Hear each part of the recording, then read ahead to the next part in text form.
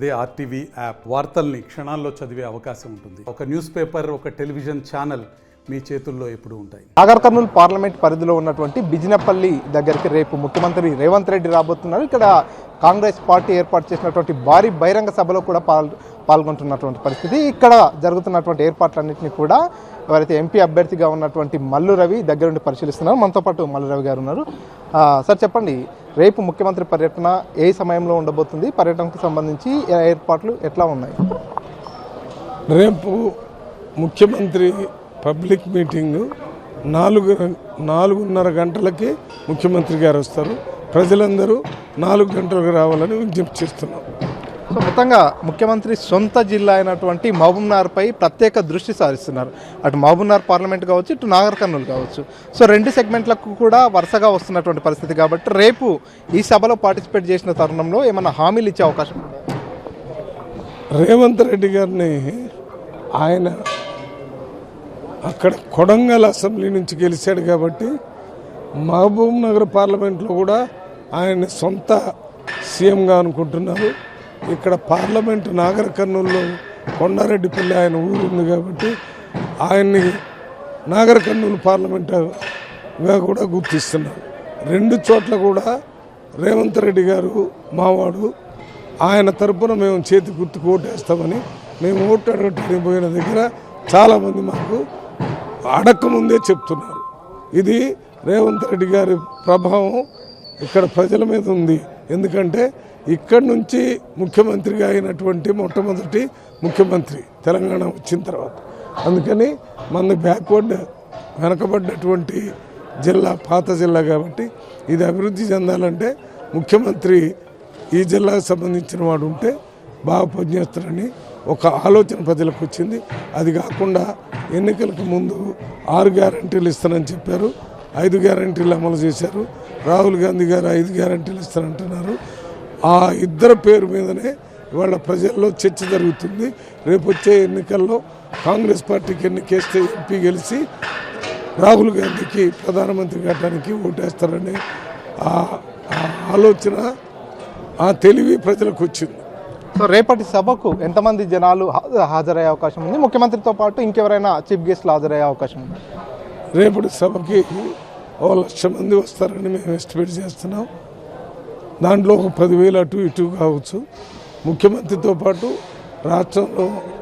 రాష్ట్రంలో ఉన్నటువంటి మన campaign committee chairman Madhu Yaskhi గారు, ఇంకా కొంతమంది మంత్రులు, ఇక్కడ జూపల్లి కృష్ణారావు గారు, మా దగ్గర ఉన్నటువంటి 5 ఎమ్మెల్యేలు, 2 పోటీ చేసిన వాళ్ళు, వీళ్ళందరూ కూడా ఇక్కడ అటెండ్ కావడానికి ఉన్నారు.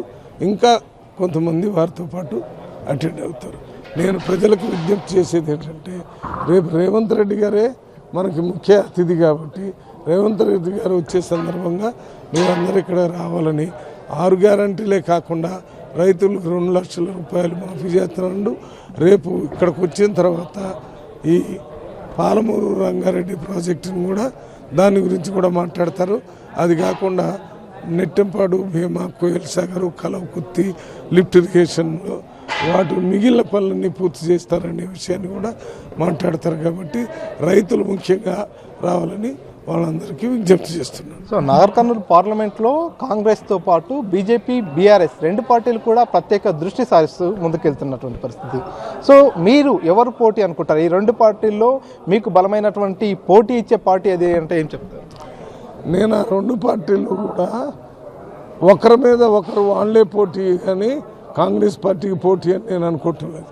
ఎందుకంటే కాంగ్రెస్ పార్టీ తర్వాత వచ్చే 2వ స్థానంలో ఎవరు ఉండాలా, 3వ స్థానంలో ఎవరు ఉండాలనే దాని మీదనే పోటీ జరుగుతుంది తప్ప ఈ బీఆర్ఎస్ కానీ బీజేపీ కానీ కాంగ్రెస్కి దరిదాపులు లేవు. సో గతంలో కాంగ్రెస్ పార్టీ టికెట్ని దాదాపుగా నాగర్ కర్నూలు పార్లమెంట్ సెగ్మెంట్ నుంచి 26 మంది వరకు కూడా ఆశించినటువంటి పరిస్థితి. సో ఈ నేపథ్యంలో చాలామంది లాస్ట్ వరకు కూడా చివరి ప్రయత్నం కూడా చేసినటువంటి పరిస్థితి. ఫైనల్గా మీకు టికెట్ కన్ఫర్మ్ అయింది. ఇప్పుడు వాళ్ళు టికెట్ రాని వాళ్ళంతా కూడా మీకు సహకరిస్తున్నారా? ఎట్లా ముందుకెళ్తున్నారు? కాంగ్రెస్ పార్టీలో టికెట్లు కావాలనే వాళ్ళందరినీ అప్లికేషన్ పెట్టుకున్నారు. ఆ సందర్భంగా 26 మంది అప్లికేషన్ పెట్టారు. ఎవరు ప్రయత్నాలు వాళ్ళు చేశారు. అందరికీ సర్వేలు దాని మీద ఆధారం చేసుకుని మరి టికెట్ ఇచ్చినట్టుగా ప్రకటన వచ్చింది. ఇది అయిపోయిన తర్వాత టిక్కెట్ ప్రకటించేంత వరకు అందరూ టిక్కెట్ కావాలని అడిగారు. టిక్కెట్ ప్రకటించిన తర్వాత కాంగ్రెస్ పార్టీ హైకమాండ్ ఎవరిని నిర్ణయిస్తే వాళ్ళకే పనిచేయడానికి కాంగ్రెస్ పార్టీలో టిక్కెట్ కోసం ప్రయత్నం చేసినటువంటి సంపద కానీ, లేకపోతే చేరకొండ వెంకటేష్ కానీ, ఇక్కడ రాము కానీ, ఇంకా కొంతమంది ఉన్నారు. వాళ్ళందరూ కూడా ఇప్పుడు కాంగ్రెస్ పార్టీ కోసమే పనిచేస్తున్నారు. ఇక్కడే పనిచేస్తున్నారు. ఇక్కడే ఉన్నాడు రాము కాకుండా ఇంకా చేరకొండ వెంకటేష్ కూడా నాకు పొద్దున్నే కలిసి తిరుగుతున్నాడు. ఆ రకంగా సంపద ఆయన ఏరియాలో తిరుగుతుండు. రేపు మీటింగ్కి వస్తాడు. కాంగ్రెస్ పార్టీ ఎక్కడ మీటింగ్ ఏర్పాటు చేసినా కూడా ముఖ్యమంత్రి రేవంత్ రెడ్డి పార్టిసిపేట్ చేసి అక్కడ పూర్తిగా బీజేపీపై కావచ్చు, అదేవిధంగా బీఆర్ఎస్ నాయకులపై వ్యక్తిగత దూషణలు చేస్తున్నాడు అనేటటువంటి ఆరోపణలు కూడా చేస్తున్నారు. దీనికి మీకు రేవంత్ రెడ్డి మీద బీఆర్ఎస్ నాయకులు, బీజేపీ నాయకులు వాళ్ళు చాలా వ్యక్తిగత దూషణలు చేసిన తర్వాతనే రేవంత్ రెడ్డి గారు రేవంత్ రెడ్డి గారు ముందు మాట్లాడలేదు. రేవంత్ రెడ్డి గారిని మాట్లాడే విధంగా కేసీఆర్ గారు, కేటీఆర్ గారు, హరీష్ రావు గారు చేశారు. అదే రకంగా కిషన్ రెడ్డి గారు ఆ పార్టీ తరఫున ఏదో మాట్లాడితే మరి దానికి సమాధానం చెప్పాల్సిన అవసరం ఉంది కాబట్టి సమాధానం చెప్తాం. ప్రజలకు అర్థమవుతుంది రేవంత్ రెడ్డి ఎందుకు మాట్లాడుతున్నారు. ఇప్పటికే కాంగ్రెస్ పార్టీ రాష్ట్రంలో అధికారంలోకి వచ్చేందుకు 6 గ్యారంటీలను ఇచ్చింది, ప్రజల ముందు పెట్టింది. కానీ ఆ 6 గ్యారంటీలు కూడా ఎక్కడ క్షేత్రస్థాయిలో అమలు కావట్లేదు. మళ్ళీ పార్లమెంట్ ఎన్నికలు సమీపిస్తున్న నేపథ్యంలో మరో 5 గ్యారంటీలు అంటూ మళ్ళీ 5 గ్యారంటీలను ముందుకు తీసుకొస్తుందంటూ ప్రతిపక్ష పార్టీలు విమర్శిస్తున్నాయి. పిచ్చివాడు మాట్లాడే మాటలాగా ఉన్నాయి. వాటిని మీరు అడగటం కూడా తప్పంటున్నాను. మీకు కావాలంటే నాతో పాటు ఎక్కడైనా బస్సు దగ్గర పోదాం. మహిళలు దాంట్లో ఉచితంగా ప్రయాణం చేస్తున్నారా లేదా మీకు తెలుసా? చేస్తున్నారా? మరి చేయటం లేదని ఆయన అంటే నేనేం చేయాలా? 10 లక్షల రూపాయలతో వైద్యం చేయించుకుంటున్నారని నేను చెప్తున్నా. నేను చూశాను చాలామంది. మీరు వచ్చి వాళ్ళని అడగండి ఇచ్చారా లేదని. అది మీరు ఒప్పుకోవాలి కదా. 500 రూపాయలకి గ్యాస్ సిలిండర్ ఇంప్లిమెంటేషన్ అవుతుంది. ఒక్క మహబూబ్నగర్లో కోడ్ ఉంది కాబట్టి జరగటం లేదు. పోయి అడగండి మహిళలు మీకు వస్తుందా లేదా, చెప్పారా లేదని. 200 యూనిట్స్ కరెంటు ఉచితంగా ఇస్తున్నారు. అన్ని చోట్ల 0. ఇక్కడ బిల్లు వేరే ఇస్తున్నారు. ఎందుకంటే కోడ్ ఉంది కాబట్టి కట్టాల్సిన పని లేదని ఎస్సీ కూడా చెప్పాడు. ఇది కాకుండా 3500 ఇండ్లు ప్రతి అసెంబ్లీకి ఇచ్చి బడ్జెట్ అలాట్మెంట్ చేశారని మొత్తం అందరికీ తెలుసు. ఇప్పుడు దీన్ని ఈ ఎన్నికలు కాగానే ముగ్గు పోసి సెలక్షన్ చేసి ఇస్తారు. మరి అమలు కాంది ఎక్కడ? ఒక్కటే అమలు కాలేదు. ఆ ఒక్కటి కూడా తర్వాత చేస్తామన్నారు.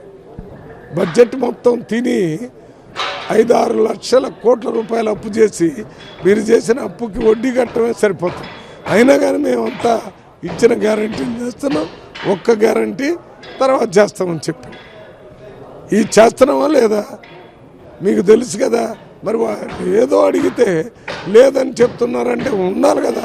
మీరంతా టీవీని తీసిపోయి ఆ బెనిఫిషరీస్ ఎవరైతే అనుభవిస్తున్నారో వాళ్ళతో ప్రశ్న వేయండి. వాళ్ళు కాదంటే మేము ఏ రకమైనటువంటి శిక్షకైనా రెడీగా. సో ఫైనల్గా చెప్పండి, 10 ఏళ్ల నుంచి కూడా పాలమూరు రంగారెడ్డి ప్రాజెక్టుని పూర్తిగా ఒక ఎన్నికల స్టంట్గా వాడుకున్నాయి అన్ని పార్టీలు కూడా. సో ఇప్పటి వరకు కూడా ప్రాజెక్టు పూర్తి కాలేనటువంటి పరిస్థితి. కాబట్టి పాలమూరు రంగారెడ్డిపై కాంగ్రెస్ స్టాండ్ ఏంటి? పాలమూరు రంగారెడ్డిపై రేవంత్ రెడ్డి గారు రేపు ఏమన్నా హామీ ఇచ్చే అవకాశం ఉంది? పాలమూరు రంగారెడ్డిని పూర్తి స్థాయిలో టేకప్ చేసి కంప్లీట్ చేస్తారు టార్గెట్ పెట్టుకుని. అంతేగాని 10 సంవత్సరాల్లో కాంగ్రెస్ పార్టీ చేయాలని అరిస్తే మాదేం బాధ్యత? అధికారంలో ఉన్న బీఆర్ఎస్, కేంద్రంలో అధికారంలో ఉన్న బీజేపీ, ఈ 2 పార్టీలు కదా చేయాల్సింది. వాళ్ళు చేయకుండా తిరుగుతున్నారు. వాళ్ళే బాధ్యులా మేము బాధ్యులు? మీరు ప్రశ్న అడిగేటప్పుడు ఆలోచించాలి కదా. అన్ని పార్టీలు కూడా పాలమూరు రంగారెడ్డికి సంబంధించిన అంశంపై ఎప్పటికప్పుడు స్టేట్మెంట్స్ ఇస్తూ వచ్చారు. ఇప్పుడు కూడా ఎన్నికల సమయంలో కాంగ్రెస్ పార్టీ సైతం పాలమూరు రంగారెడ్డిని ఎన్నికల స్టంట్గా, ఎన్నికల హామీగా మాట్లాడినటువంటి పరిస్థితి. కాబట్టి మీ స్టాండ్ ఏంటి? ఇప్పుడు అధికారంలో ఉన్నారు కాబట్టి ఏం చేయబోతున్నారు? మేమే పాలమూరు రంగారెడ్డి అనేటటువంటి ప్రాజెక్టును ముందు అడ్మినిస్ట్రేటివ్ శాంక్షన్ చేసేటప్పుడు నేను ప్రత్యేక ప్రతినిధిగా ఉన్నాను. ఇప్పుడు వేరే పార్టీలో పోయిన వాళ్ళు మినిస్టర్గా ఉన్నారు. అందరం పోయి అడిగి అప్పుడు చేశాము. దానికి బీఆర్ఎస్ ప్రభుత్వం వచ్చి దాని డిజైన్ మార్చి దాని ప్లేస్ మార్చి దానికి బడ్జెట్ అలాట్మెంట్ చేయకుండా దాన్ని ఊరికనే పెడితే దాన్ని చెయ్యాలని కాంగ్రెస్ పార్టీ అప్పటి నుంచి అరుస్తుంది. మొన్ననే 4 నెలలకి అధికారంలోకి వచ్చింది కాబట్టి మేము దాన్ని పూర్తి చేసి ఈ మహబూబ్ నగర్ జిల్లాని ఇంతకుముందు ఉన్నటువంటి 4 లిఫ్ట్ ఇరిగేషన్ కలకుర్తి, నెట్టెంపాడు, భీమా, కోయిల్ సాగర్ మిగిలిన పనులు ఈ పనులు కూడా యుద్ధ ప్రాతిపదిక చేయటం జరుగుతుంది. రేపు మీటింగ్లో రేవంత్ రెడ్డి గారు కూడా మాట్లాడతారు. మొత్తంగా రేపటి మీటింగ్కు దాదాపుగా 1,00,000 మంది వరకు కూడా జనాలు హాజరయ్యే అవకాశం ఉంది. రేపటి మీటింగ్లో కూడా పాలమూరు రంగారెడ్డిపై ఒక స్పష్టత ఇస్తారు. 10 ఏళ్ల నుంచి ప్రభుత్వంలో ఉన్నటువంటి బీఆర్ఎస్ పార్టీ పనులు ముందుకు తీసుకెళ్లలేదు, కానీ మా ప్రభుత్వంలో ఖచ్చితంగా పాలమూరు రంగారెడ్డి ప్రాజెక్టును పూర్తి చేసేలా ప్రయత్నాలు చేస్తామంటూ పార్లమెంట్ అభ్యర్థి మల్లు రవి తెలియజేస్తున్నారు. కెమెరా పర్సన్ నర్సింగ్ రెడ్డితో మణికంఠ, RTV, బిజినపల్లి నుంచి. మరిన్ని వీడియోస్ కోసం ఛానల్ ని సబ్స్క్రైబ్ చేయండి. లేటెస్ట్ అప్డేట్స్ కోసం వాట్సాప్ ఛానల్ ని ఫాలో చేయండి. అండ్ లింక్ డిస్క్రిప్షన్ లో ఉంది.